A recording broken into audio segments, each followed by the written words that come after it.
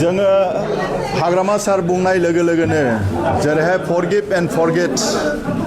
क्षमा खालामदो नागारलायदो आरो जोङो गोदान बिटिसि दानायनि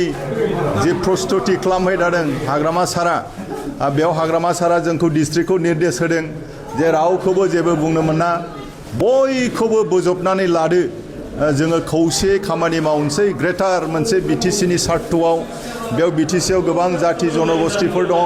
बिसोरनि सार्थआव आरो जों बयनिबो सार्थआव उन्नतिनि सार्थआव डेभेलपमेन्टनि सार्थआव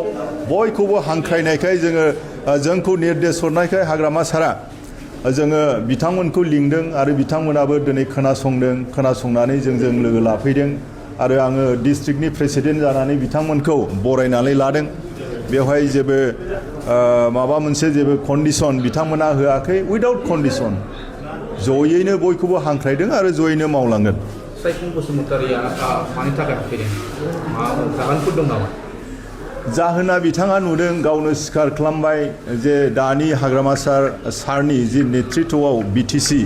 बे बिटिसिनि खामानि मावनायफोरखौ बियो नुदों आरो जि एकर्डनि माखासे दफाफोर बिटिआरआव थालांनाय बेखौ गभर्नमेन्टजों थायाबाथ' मावनो हानाय नङा बेनिखायनो बियो नुदों लेखा गोरों मानसि आरो गावनो मोनसे समाव संगठन दैदेननाय मानसि हिसाबै जोंनिख्रुइ बिथाङा साबसिन बुजियो सोरजों थायोब्ला मोजां जायो सोरजों थायाब्ला मोजां जायो बेफोरखौ गावनो बुजियो दा बिनिखायनो खम समनि गेजेराव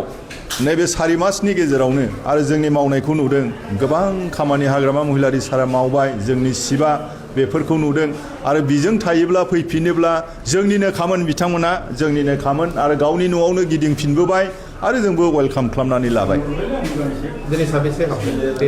दिनै दैदेनगिरिल' हाबगोन बाखि गासैबो बिथांमोननि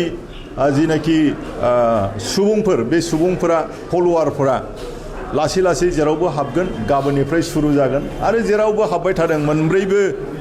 समस्थियाव जोंहा जामनाय गैया खिन्थु बारायनाय दं गामिखे गामि हाबदों रायजोफोर फैदों दा बेयाव जोंहा जामनाय गैया खिन्थु फुरा बारायनायसो दं आरो जोंनि माबायाव दा भटारा बारायदों गोबां बारायबाय दाथ' दुरबल जाबायना मेन मानसियानो फैबाय सावरायग्रा बायदिया मेन रल लादोंमोन सासे बियो एक्स GM जाहैबाय बेनो फैबायबा दुरबलथ' जाखागोन दुरबल जागोन आरो बिथांमोननि जायगा अफिसफोराव नायदो अफिसफ्राव मानसि गैया बिथांमोना खमायलांबाय पाब्लिकफ्राबो फैला देरहानाया माबायदि दिल्लीयाव देरहानाया एखेबारे 100% खाथां जाबाय आङो दाखालिबो बुंदों खमसे खम 50-60 हाजार 40-50 हाजार बे मोननै अपसनखौ आं दोनदों बिनि माबायाव जोङो देरहागोन डिफारेन्सआव देरहागोन